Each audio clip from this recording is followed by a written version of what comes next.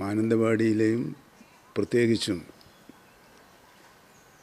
വയനാട് ജില്ലയിൽ പൊതുവെയും ജനങ്ങളെ ഭീതിയിലാഴ്ത്തിയ കടുവ മരിച്ച നിലയിൽ ഇന്ന് പുലർച്ചയോടുകൂടി കണ്ടെത്തുകയായിരുന്നു.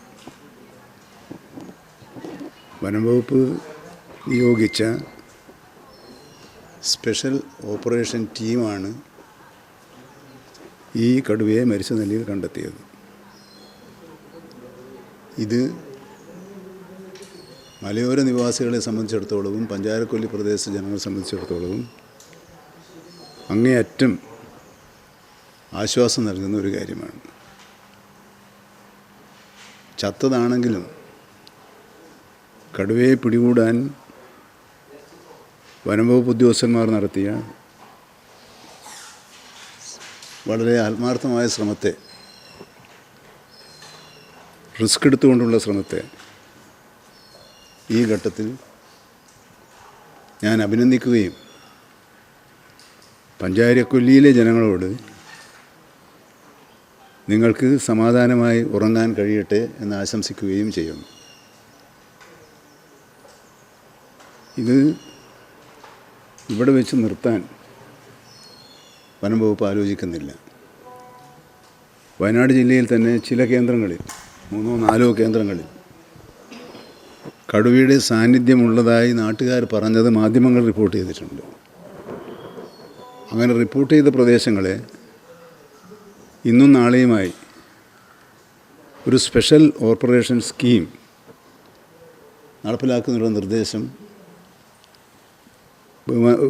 ചീഫ് ഫോറസ്റ്റ് വൈൽഡ് ലൈഫ് വാർഡനോടും ജില്ലാ കളക്ടറോടും നിർദ്ദേശിക്കുകയും അതിനുവെച്ച ക്രമീകരണങ്ങൾ ഉടനെ നടത്തണമെന്ന് ആവശ്യപ്പെടുകയും ചെയ്തിട്ടുണ്ട്. ആ രൂപത്തിലുള്ള പ്രവർത്തനങ്ങൾ അവർ നടത്തുകയാണ്. എനിക്ക് മാധ്യമങ്ങളോടും പൊതുസമൂഹത്തോടും അഭ്യർത്ഥിക്കാനുള്ളത്, ഒരു കാര്യത്തിലും 100% പരിഹാരം നമ്മൾ പ്രതീക്ഷിക്കരുത്. ഒരു കാര്യത്തിലും. എന്നാൽ വനംവകുപ്പിലെ ഉദ്യോഗസ്ഥന്മാർ അവരുടെ പ്രവർത്തനത്തിൽ ജാഗ്രത കുറവ് കാണിക്കുന്നുണ്ടോ? ജാഗ്രത കുറവ് കാണിക്കുന്നുണ്ടെങ്കിൽ തീർച്ചയായും അത് ചൂണ്ടിക്കാണിക്കുകയും ഭരണകൂടം അത് തിരുത്തിക്കാനുള്ള നടപടി സ്വീകരിക്കുകയും ചെയ്യണം. നേരത്തെ ഉണ്ടായിരുന്ന ചിത്രം മനസ്സിൽ വെച്ചാണ് ഇപ്പോഴും വനംവകുപ്പിലെ ഉദ്യോഗസ്ഥന്മാരെ ജനങ്ങൾ കാണുന്നത്.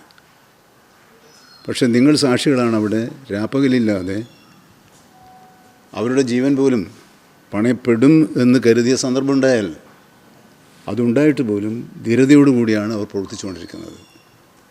ഇത്തരത്തിലുള്ള ദൗത്യം വിജയിക്കണമെങ്കിൽ ഏകപക്ഷീയമായ പ്രവർത്തനം കൊണ്ട് സാധിക്കില്ല. ബഹുജനങ്ങളുടെ സഹായ സഹകരണങ്ങളോടുകൂടിയല്ലാതെ ഇത്തരം ഗുരുതരമായ പ്രശ്നങ്ങളെ പരിഹരിക്കാൻ ഉദ്യോഗസ്ഥ സമൂഹത്തിന് മാത്രമായി കഴിയില്ല എന്ന് കരുതുന്നവരാണ് ഞങ്ങൾ. അതുകൊണ്ട് ഇനിയും ഇത്തരം സന്ദർഭങ്ങൾ ഉണ്ടാകാതിരിക്കട്ടെ എന്ന് ആശിക്കുന്നതോടൊപ്പം അഥവാ ഉണ്ടായാൽ